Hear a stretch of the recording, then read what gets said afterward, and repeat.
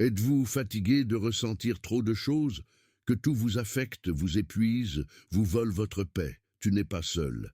Vivre avec le cœur saturé d'émotions inutiles n'est pas de la sensibilité, c'est une prison. Dans cette vidéo, vous découvrirez comment les sages stoïciens ont appris à couper ce qui ne colle pas déjà faire taire, ce qui ne libère pas. Parce que parfois, la vraie force ne réside pas dans ce que l'on dit, mais dans ce que vous choisissez de ne pas ressentir. Si ce message vous touche, abonnez-vous dès maintenant. Nous vous transmettons ici une sagesse intemporelle pour une vie pleine de sens. Le stoïcisme pour ceux qui ont vécu assez longtemps pour rechercher la paix. Hilton, combien cela vous coûte-t-il de ressentir autant de choses tout le temps? Écoute, je ne te demande pas à quel point tu es désolé. Nous ressentons tous cela. Je te demande, combien cela vous coûte-t-il de vivre en réagissant? À tout, vous vous réveillez et votre cœur bat déjà fort. Le téléphone portable vibre, un message sans réponse. Vous sortez dans la rue, quelqu'un vous coupe la route. Vous arrivez au travail, une critique mal formulée, un commentaire, passif-agressif. Et voilà, accumulation de colère, de tristesse, de frustration, d'anxiété, comme si chaque émotion avait une clé directe vers votre âme. Sais-tu ce que c'est? C'est vivre avec la porte émotionnelle grande ouverte. Et le pire, pas de filtre. Tout s'adapte, tout affecte, tout fait mal. Pas parce que tu es faible, mais parce qu'ils ne t'ont jamais appris à fermer la porte. Les sages stoïciens l'ont compris il y a plus de 2000 ans. Épictète a dit « Nous ne sommes pas affectés par ce qui nous arrive, mais par ce que nous pensons de ce qui nous arrive. Ce n'est pas du trafic, c'est votre interprétation, ce n'est pas une critique, c'est votre besoin d'approbation. Quand on vit comme ça, accablé, saturé, sensible à tout, on est épuisé. Pas émotionnellement, non. Tu es fatigué de vivre, sans bouclier. Mais nous ne sommes pas ici pour nous attarder sur la blessure. Nous venons ici pour nous rappeler qu'il existe une façon de vivre avec moins de douleurs inutiles, moins de drames, moins de réactivité. Et oui, avec plus de paix. Maintenant que nous ouvrons les yeux sur ce coup silencieux de tout ressentir, découvrons ce que les stoïciens ont fait pour se protéger émotionnellement, sans devenir froid, mais invulnérable. 2. Minimalisme émotionnel. Ce n'est pas de la froideur, c'est de la puissance. Vous vous souvenez de ce dont nous avons parlé avant? Vivre avec la porte émotionnelle grande ouverte. C'est comme avoir une maison pleine de gens qui crient, qui mettent le désordre, qui déplacent vos affaires. Et savez-vous ce que fait le sage stoïcien?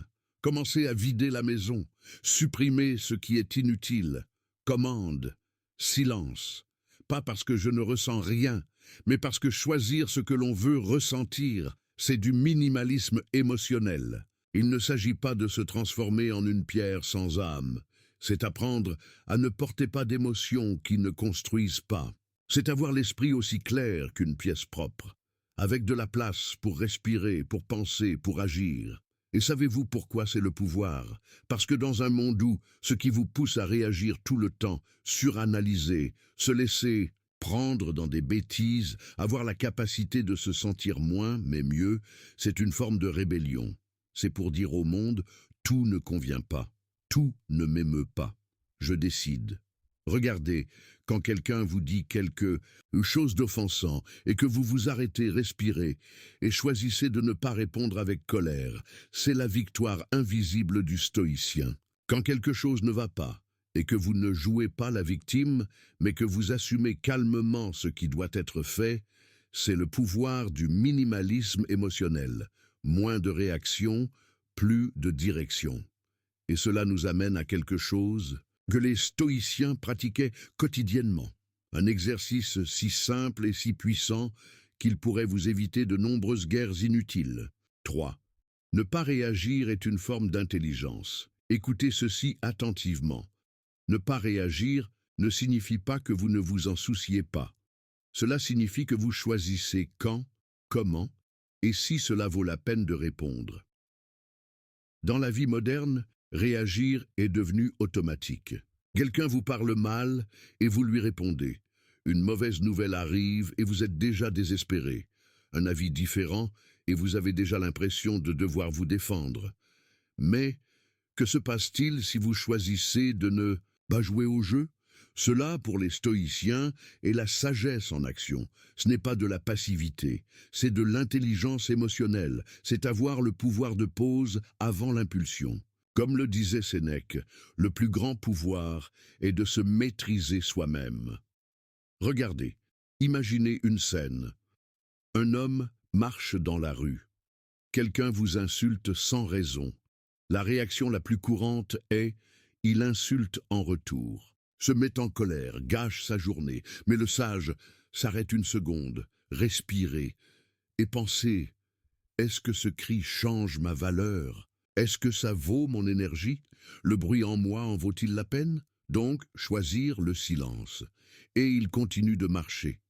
Non pas parce que je suis un lâche, mais parce que il n'est plus prêt à donner sa paix pour de petites choses. C'est le minimalisme émotionnel en pratique. Éliminez ce qui n'apporte pas de clarté et gardez ce qui vous permet de garder le contrôle. Ne pas réagir suffisamment n'est pas un signe de froideur. C'est un signe que votre monde intérieur est si ordonné que vous ne l'abandonnez plus au chaos des autres. Et cet ordre, cette force, ne se construisent pas en un seul jour. Ils s'entraînent. Tout comme vous entraînez un muscle, vous pouvez également entraîner votre esprit à ne répondre que lorsque cela en vaut la peine. Voulez-vous savoir comment? Les stoïciens l'ont fait avec un exercice simple, mais transformateur, la pause consciente. Et c'est exactement ce que nous allons explorer maintenant. Si cela vous parle, abonnez-vous et appuyez sur la cloche. Ce n'est pas seulement une chaîne, c'est un espace pour renforcer l'âme. 4. La pause. Cet espace entre ce qui se passe et ce que vous faites. C'est ici que commence la véritable formation de l'âme. Vous n'avez pas besoin d'années d'études pour pratiquer cela. Tu as juste besoin, arrête-toi une seconde. Seulement imaginez ceci. Quelqu'un vous lance des critiques injustes, ou vous rencontrez un problème inattendu. Votre corps veut réagir instantanément. Votre esprit commence à s'emballer. Votre ego se sent attaqué. Mais là, là, avant que tu dises ou fasses quoi que ce soit, avoir un petit espace d'or. Ce moment entre le stimulus et votre réponse. Les stoïques y vivaient. Cette seconde de pause est l'endroit où vous pouvez vous demander « Quel contrôle ai-je sur cela? Que perdrais-je à réagir sans réfléchir? Comment réagirait un homme sage? » Parce que, mon ami, c'est là que réside la différence. Les personnes impulsives réagissent. Les sages répondent depuis le domaine intérieur. Marc Aurèle, empereur de l'Empire romain, l'a dit au milieu du chaos. Vous avez le pouvoir sur votre esprit, pas sur les événements. Prenez-en conscience et vous trouverez la force. Cette pause n'est pas une faiblesse, c'est ton bouclier, c'est ton refuge. Et au fil du temps, cette pause devient votre mode de vie. Tu te rends compte que tout ne mérite pas une réponse. Tout ne nécessite pas votre énergie. Vous commencez à filtrer. Vous commencez à vous protéger. Vous commencez à choisir consciemment au lieu de réagir de manière impulsive. Et lorsque vous pratiquez cette pause tous les jours, même dans les petites choses, un message qui vous met mal à l'aise, un visage laid dans la rue, une situation embarrassante, vous commencez à reprendre le contrôle que vous aviez l'habitude de donner à n'importe qui. Mais cette pause ne se maintient pas. Elle est alimentée par une habitude encore plus profonde que les stoïciens considéraient comme sacrée, dialogue interne, la façon dont tu te parles à toi-même quand personne d'autre ne peut t'entendre. Et ça, on va voir ça maintenant. 5. Dialogue interne. Votre voix la plus importante. Maintenant que vous savez à quel point il est puissant de créer cet espace entre le stimulus et la réaction, il est temps de comprendre un autre outil fondamental. Dialogue interne. Oui, cette conversation que vous avez avec vous-même, souvent sans vous en rendre compte, qui peut construire ou détruire votre paix. Imaginez que dans votre esprit, il y a deux voix. Celui qui vous dit « ça me fait mal, ça m'affecte, je n'en peux plus ». Et un autre qui répond « cela aussi passera, ce n'est pas entre vos mains, concentrez-vous sur ce que vous pouvez contrôler ». Lequel préférez-vous? Les stoïciens enseignaient que ce dialogue devait être le vôtre, ancre de sérénité. Il ne s'agit pas de nier vos sentiments, mais de dire la vérité qui vous libère. Parce que bien souvent, nous sommes nos pires juges et ennemis, nourrissant nos peurs et ruminant des tragédies qui n'ont même pas eu lieu. Marc Aurèle l'a écrit dans ses méditations. Ne vous laissez pas dominer par des pensées négatives. Organisez-les et orientez-les vers la raison. Lorsque vous prenez conscience de ce dialogue, vous découvrez que vous pouvez le changer. Vous pouvez choisir des phrases qui vous renforcent, qui vous calment, qui vous rappellent votre pouvoir de choisir. Par exemple, si quelque chose vous dérange et que votre première pensée est « c'est insupportable », vous pouvez l'arrêter et le changer en « c'est difficile, mais je peux le gérer ». Cette simple pratique change votre chimie interne. Vous cessez d'être une victime et devenez un protagoniste. De plus, ce dialogue interne ne se limite pas au moment de crise.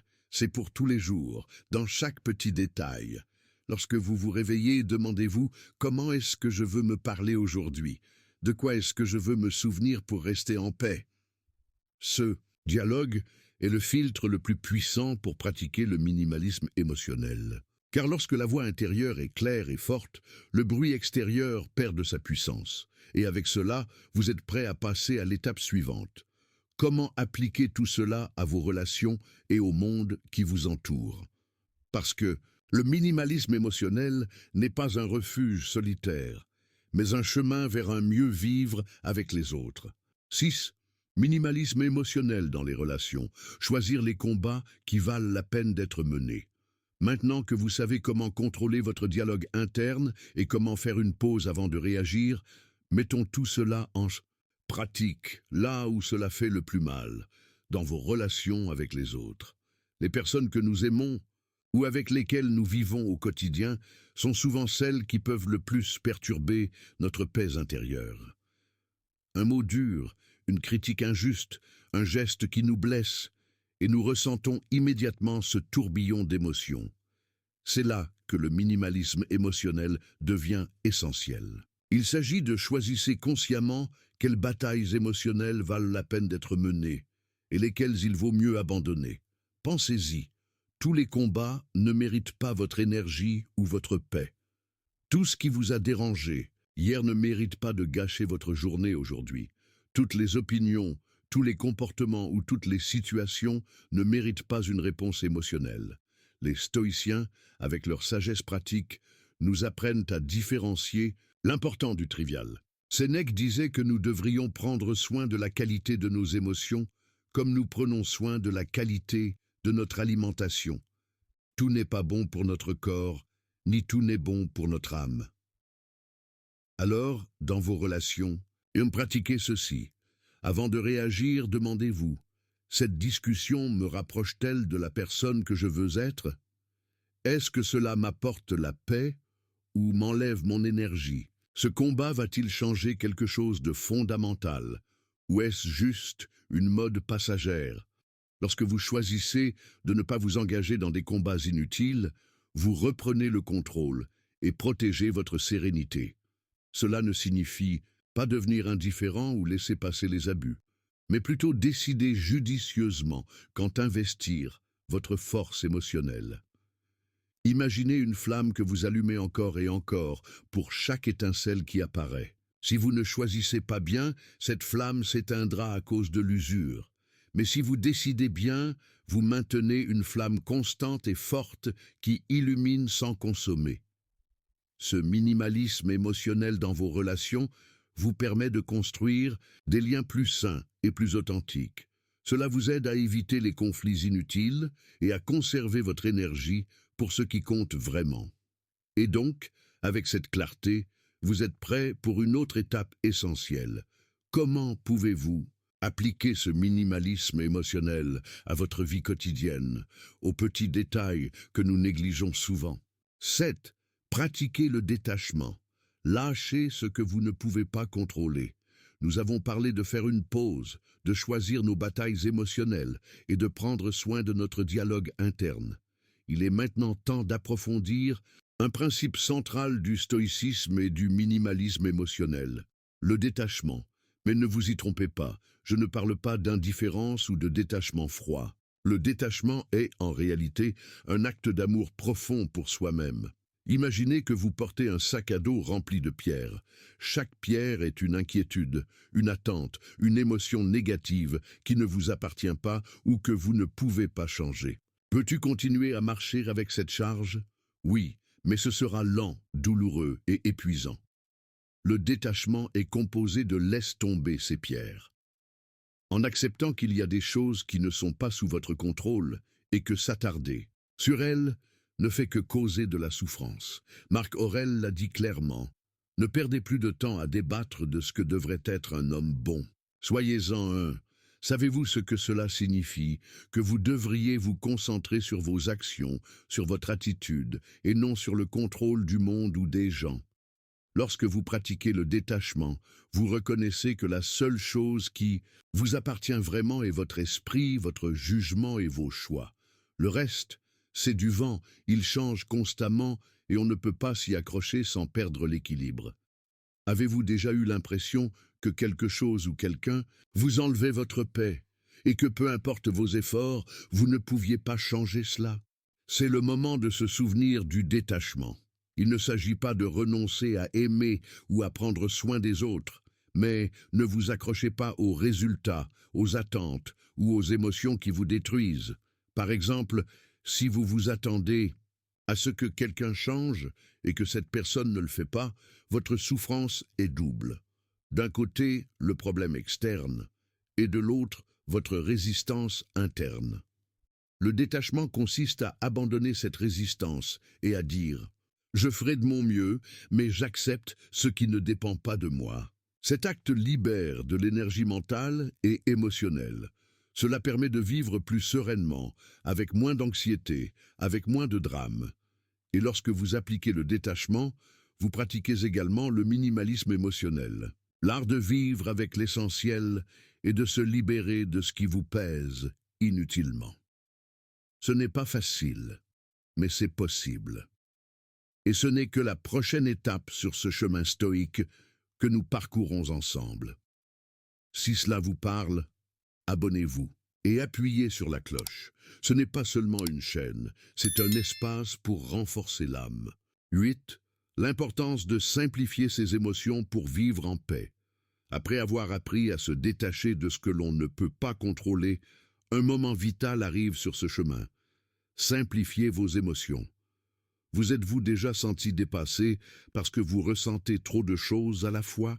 Colère, tristesse, inquiétude, frustration, tout cela mélangé comme un tourbillon qui vous emprisonne sans vous laisser respirer.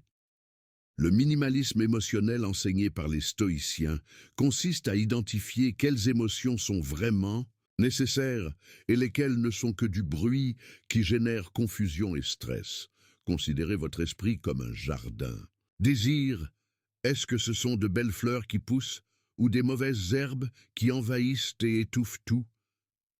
Chaque émotion négative que vous ne surmontez pas est une mauvaise herbe qui pousse et vole l'espace à la paix. C'est pourquoi les sages conseillent « Ne laissez pas votre esprit devenir un champ de bataille, faites-en un refuge ». Comment faire? D'abord, identifiez ce que vous ressentez vraiment. S'agit-il de peur ou simplement d'une inquiétude infondée? Est-ce une véritable tristesse ou simplement une fatigue accumulée? Deuxième, acceptez ces émotions sans les juger ni leur résister. Ne les ignorez pas, mais ne leur donnez pas non plus de pouvoir qu'ils ne le méritent. Et troisièmement, décidez consciemment quelles émotions cultiver. Vous pouvez choisir de vous concentrer sur la gratitude, la sérénité et la patience, plutôt que de laisser la colère ou le ressentiment s'envenimer sans contrôle. Marc Aurèle a dit « L'âme est teinte de la couleur de ses pensées ». Ainsi, lorsque vous simplifiez vos émotions, ce n'est pas que vous arrêtez de ressentir, mais plutôt que vous choisissez ce que vous allez vous permettre de ressentir et comment vous allez y répondre. Imaginez vous libérer de ce bruit émotionnel pour vivre avec clarté et concentration, avec un esprit calme qui ne se perd pas dans des tempêtes inutiles. C'est le don du minimalisme émotionnel. Et une fois que vous maîtrisez cela, vous découvrez que la véritable force ne réside pas dans le fait d'éviter les problèmes, mais dans le choix de la manière dont vous les abordez. L'étape suivante sera de comprendre comment cette force intérieure se reflète dans votre attitude quotidienne, dans votre façon d'affronter la vie. Le 9. Force intérieure. Comment être son propre refuge dans les moments difficiles? Nous avons fait beaucoup de progrès jusqu'à présent. Vous avez appris à faire une pause avant de réagir, à gérer votre dialogue intérieur, à choisir vos batailles émotionnelles, à pratiquer le détachement et à simplifier vos émotions. Maintenant, examinons une qualité qui sous-tend tout cela, force intérieure. Imaginez une tempête intense, avec du vent et de la pluie qui frappent fort. Si vous n'avez pas d'abri, vous serez trempé, vulnérable, exposé au froid et au danger. Dans la vie, les tempêtes se présentent sous la forme de problèmes, de pertes, d'injustices ou de conflits. Mais si vous construisez un abri solide en vous-même, votre forteresse intérieure, aucune tempête ne pourra vous renverser. Pour les stoïciens, cette force n'est pas une puissance extérieure ou physique, mais la capacité de maintenir le calme et la clarté au milieu du chaos. C'est savoir que même lorsque le monde s'effondre, votre esprit et votre caractère peuvent rester forts. Marc Aurèle nous a rappelé que le bonheur de votre vie dépend de la qualité de vos pensées. Ainsi, la force intérieure se construit jour après jour, entraînant votre esprit à ne pas succomber à la peur, à l'anxiété ou au désespoir. Comment le développer? Premièrement, reconnaissant que vous n'êtes pas vos émotions ou vos circonstances, mais qui décident comment y répondre. Deuxièmement, cultivez des habitudes qui renforcent votre paix intérieure. La réflexion quotidienne, l'acceptation de ce que vous ne pouvez pas changer et la pratique constante de la maîtrise de soi. Et troisièmement, rappelez-vous que l'adversité est un terrain d'entraînement pour votre âme, pas une punition. Chaque défi est une opportunité de renforcer votre refuge intérieur. Pensez à la façon dont un chêne devient plus fort face au vent fort. Il ne grandit pas protégé et faible, mais plutôt en résistant et en s'adaptant. Vous pouvez faire la même chose avec votre esprit et votre âme.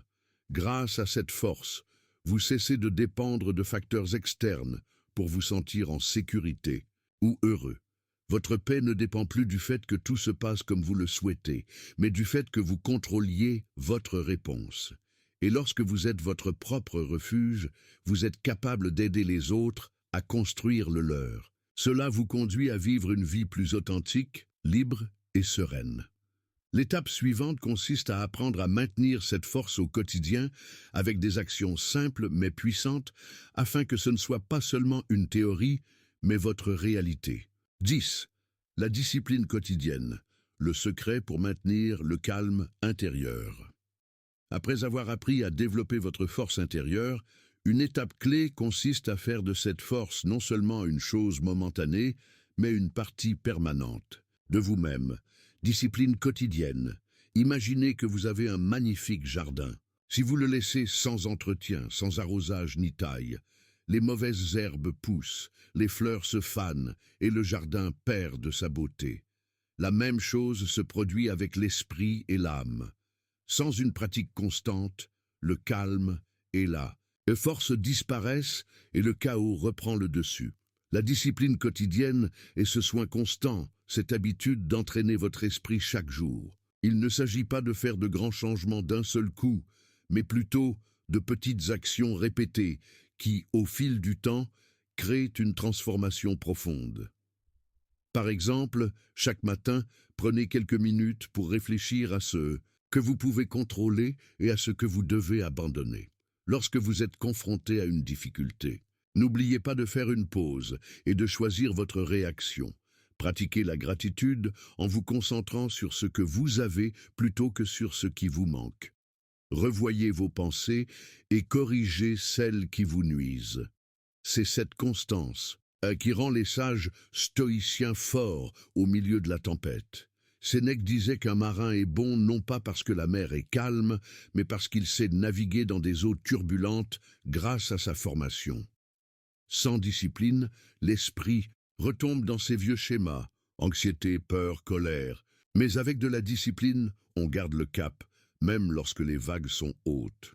De plus, la discipline renforce non seulement l'esprit, mais vous apprend également à valoriser votre temps et votre énergie, empêchant ainsi les problèmes mineurs de vous voler votre paix. Cela rejoint ce que nous avons vu plus tôt à propos du choix de vos batailles émotionnelles. La discipline vous aide à maintenir ce choix, jour après jour. Et surtout, la discipline quotidienne vous rappelle que le calme et la force sont une œuvre d'amour-propre et de respect, méritant chaque minute de votre attention. Ainsi, petit à petit, vous construisez un abri intérieur si solide qu'aucune tempête extérieure ne peut vous renverser. 11. Acceptation radicale. Accepter la réalité pour se libérer. Jusqu'à présent, nous avons exploré comment construire un refuge intérieur solide et le maintenir avec une discipline quotidienne. Mais pour que cette force soit vraie et durable, nous devons adopter un principe fondamental du stoïcisme, acceptation radicale. Accepter ne signifie pas se résigner passivement ou perdre espoir. L'acceptation consiste à regarder la réalité clairement, sans ajouter de jugement ou de résistance inutile qui ne font que nous épuiser. Considérez l'acceptation comme le fait de regarder une rivière qui coule. Vous ne pouvez pas arrêter l'eau ni changer son cours, mais vous pouvez choisir comment la naviguer. Si vous luttez contre le courant, vous vous fatiguerez et coulerez. Si vous l'acceptez et apprenez à vous déplacer avec lui, vous atteindrez votre destination sereinement. Cette acceptation radicale implique de reconnaître que la souffrance vient souvent de notre refus d'accepter ce qui est déjà. Lorsque nous luttons contre la réalité, nous ajoutons une couche supplémentaire de douleur. Sénèque, l'un des grands maîtres stoïciens, nous a enseigné. Ce n'est pas que les événements soient mauvais, mais c'est notre jugement sur eux qui nous cause du tort. Par exemple, si vous perdez votre emploi ou si vous êtes confronté à une maladie, vous pouvez choisir de vous complaire dans la frustration ou d'accepter la situation et de trouver la meilleure façon d'y faire face. Cet acte d'acceptation est libérateur car il vous redonne le contrôle de votre esprit. Même si vous ne pouvez pas contrôler ce qui se passe à l'extérieur, vous pouvez contrôler la façon dont vous le recevez. De plus, l'acceptation ouvre la porte à la paix intérieure. Lorsque vous cessez de lutter contre la réalité, vos émotions se calment et vous commencez à voir des opportunités au milieu des difficultés. Et rappelez-vous, accepter ne signifie pas ne pas agir. Au contraire, c'est seulement en acceptant que l'on peut prendre des décisions claires et efficaces, sans se laisser piéger par le déni ou le ressentiment. Il s'agit d'une étape essentielle pour évoluer vers un véritable minimalisme émotionnel. Libérez-vous du fardeau de lutter contre l'inévitable. Avec une acceptation radicale, vous devenez l'architecte de votre sérénité, même lorsque le monde semble s'effondrer. Si cela vous parle, abonnez-vous et appuyez sur la cloche. Ce n'est pas seulement une chaîne, c'est un espace pour renforcer l'âme. 12. Choix conscient. Possédez votre esprit et vos émotions. Après avoir appris l'acceptation radicale, nous arrivons à une étape vitale sur le chemin stoïcien. Choix conscient. Imaginez que votre esprit est comme un chef d'orchestre. Chaque émotion, pensée ou impulsion est un instrument qui joue une note. Mais vous seul avez le pouvoir de décider quelle musique vous voulez jouer. Faire un choix conscient signifie comprendre que même si vous ne pouvez pas contrôler tout ce qui vous arrive, vous pouvez choisir ce que vous pensez et ressentez à ce sujet. C'est le plus grand pouvoir que vous possédez et aussi le plus difficile à exercer. Souvent, nous réagissons automatiquement. Par exemple, quelqu'un nous insulte et sans réfléchir, nous répondons avec colère. Ou quelque chose ne se passe pas comme nous le souhaitons, et la tristesse ou la peur nous envahit. C'est agir sans choix conscient. Laissez les émotions nous contrôler. Mais lorsque vous développez cette compétence, vous faites un pas de géant vers la liberté émotionnelle. Vous n'êtes pas victime de vos circonstances ou de vos émotions. Vous êtes le pilote qui décide du cap. Le sage stoïcien Épictète a dit « Ce ne sont pas les choses elles-mêmes qui nous dérangent, mais notre opinion à leur sujet. » Voici la clé. Vous choisissez votre opinion et avec cela, vous contrôlez votre réaction. Comment pratiquer ce choix conscient? Tout d'abord, en créant l'habitude de faire une pause. Lorsque vous ressentez une émotion forte, ne vous laissez pas emporter instantanément. Respirez et demandez-vous, que puis-je choisir maintenant? Deuxièmement, rappelez-vous que vous avez le pouvoir de changer vos pensées, même celles qui semblent automatiques. Et troisièmement, concentrez-vous sur les pensées qui vous renforcent et vous libèrent, pas sur celles qui vous affaiblissent. Cette pratique quotidienne transforme votre vie. Cela permet de réagir calmement, là où auparavant, il n'y avait que des réactions impulsives. Cela fait de vous un être plus libre, maître de votre paix intérieure. Le choix conscient est le pont qui relie l'acceptation radicale à la véritable liberté stoïque. Et cette liberté est ce qui vous permet de vivre sereinement, sans dépendre d'une approbation ou d'un contrôle extérieur. 13. Liberté émotionnelle. Vivre sans chaînes internes. Après avoir appris à choisir consciemment comment réagir et penser, nous arrivons à une vérité profonde que les stoïciens nous enseignent. La liberté émotionnelle est possible et est entre vos mains. Vous êtes-vous déjà senti prisonnier de vos émotions? Peut-être que la tristesse vous envahit sans raison apparente, ou que la colère prend le dessus à des moments inattendus. Cela se produit parce que nous laissons souvent nos émotions nous contrôler, comme si elles étaient des chaînes invisibles qui nous lient. Mais la liberté émotionnelle est tout le contraire. C'est cette capacité d'observer ce que l'on ressent sans se laisser emporter, de reconnaître l'émotion mais sans en être esclave. Les stoïciens nous rappellent que nous ne pouvons pas empêcher les émotions de surgir.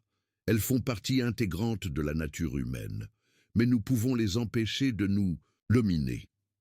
Marc Aurèle a dit « La liberté ne consiste pas à faire ce que l'on veut, mais à ne pas se laisser asservir par ce qui nous arrive. » Imaginez que vos émotions sont des vagues dans la mer. Vous ne pouvez pas les arrêter, mais vous pouvez apprendre à les monter en gardant votre équilibre sur la planche.